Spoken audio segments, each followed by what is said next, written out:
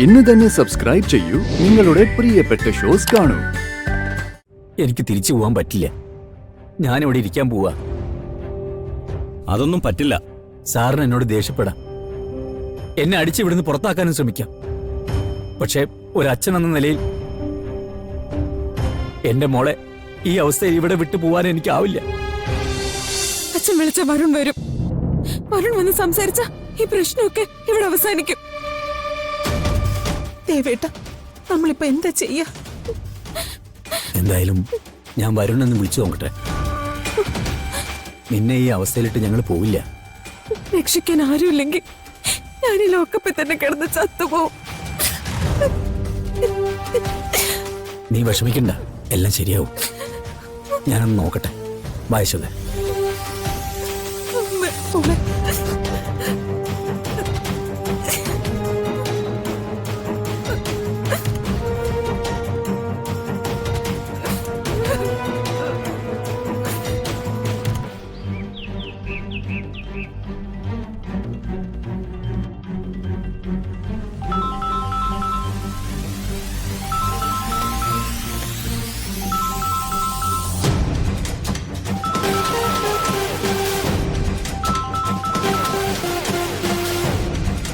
Hello അച്ഛാ.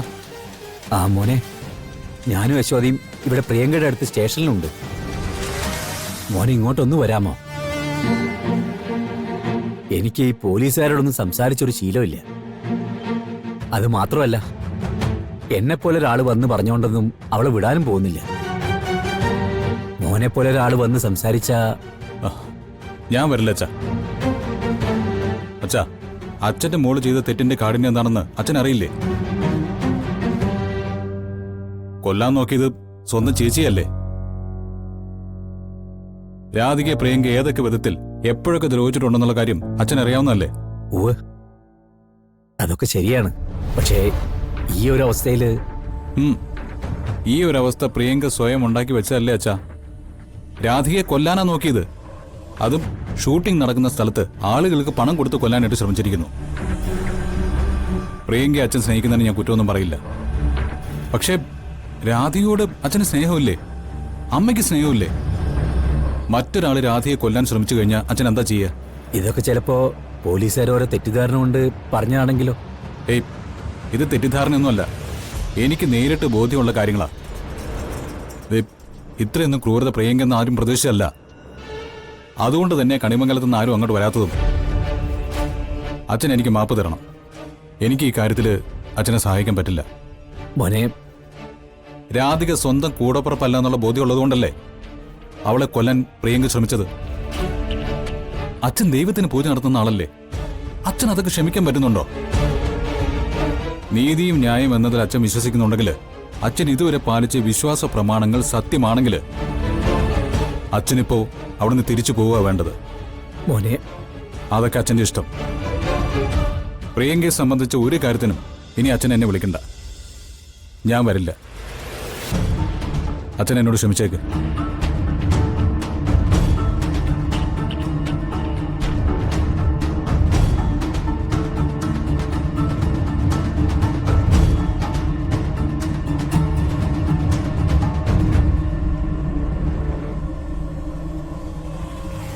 മോനെ വിളിച്ചോ? വിളിച്ചു, പക്ഷെ വരില്ല. മോൻ എന്നോട് കുറെ ചോദ്യങ്ങൾ ചോദിച്ചു. അതിനൊന്നും എന്റെ കയ്യിൽ ഉത്തരവില്ല. അവരെ പറഞ്ഞിട്ടും കാര്യമില്ല. സ്വന്തം കുടുംബാംഗത്തെ കൊല്ലാൻ ശ്രമിച്ച ഒരാളെ അവര് രക്ഷിക്കേണ്ട കാര്യമില്ലല്ലോ. നമ്മൾ ഇനിയിപ്പോ എന്ത് ചെയ്യും? എന്ത് ചെയ്യാനാ? താൻ വാ.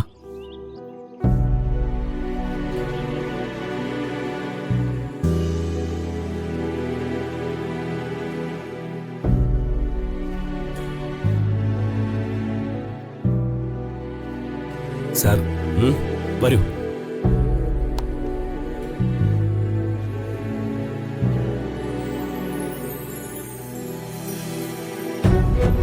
സാർ, ഈ വലിയ വലിയ ആളുകളൊന്നും എനിക്കത്ര പരിചയം പോരാ. ഈ കാര്യത്തിനു വേണ്ടി എനിക്കാരെയും വിളിക്കാനുമില്ല. വിളിച്ചിട്ടും വലിയ പ്രയോജനമൊന്നും ഇല്ല തിരുമേനി. കൃത്യമായ തെളിവുകളുള്ള കേസാണ്. ഞങ്ങൾക്ക് നിങ്ങളുടെ മകളെ കോടതിയിൽ ഹാജരാക്കാനേ പറ്റൂ. പിന്നീടുള്ള തീരുമാനം കോടതിയുടേതാണ്. ഇല്ല സർ, അതെനിക്ക് അനുവദിച്ചു തരാൻ പറ്റില്ല.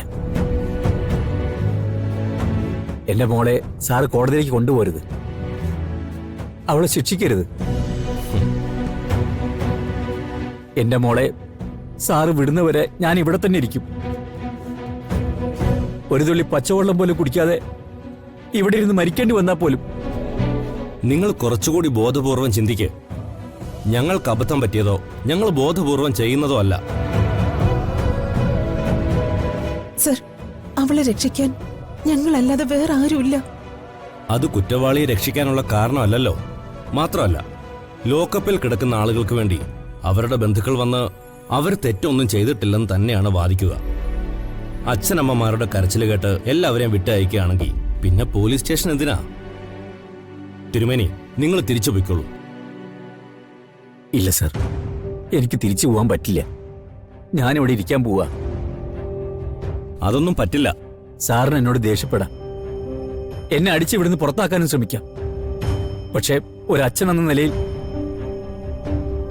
എന്റെ മോളെ ഈ അവസ്ഥയിൽ ഇവിടെ വിട്ടു പോവാൻ എനിക്കാവില്ല.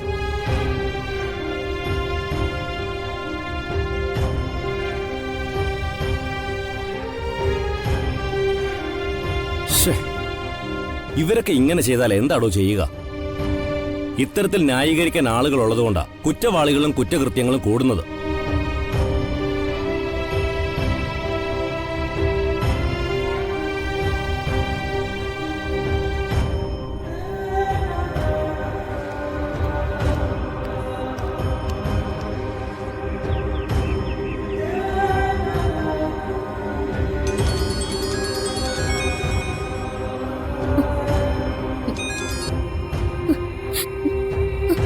ഹലോ ഹലോ, അമ്മയാ മോളെ.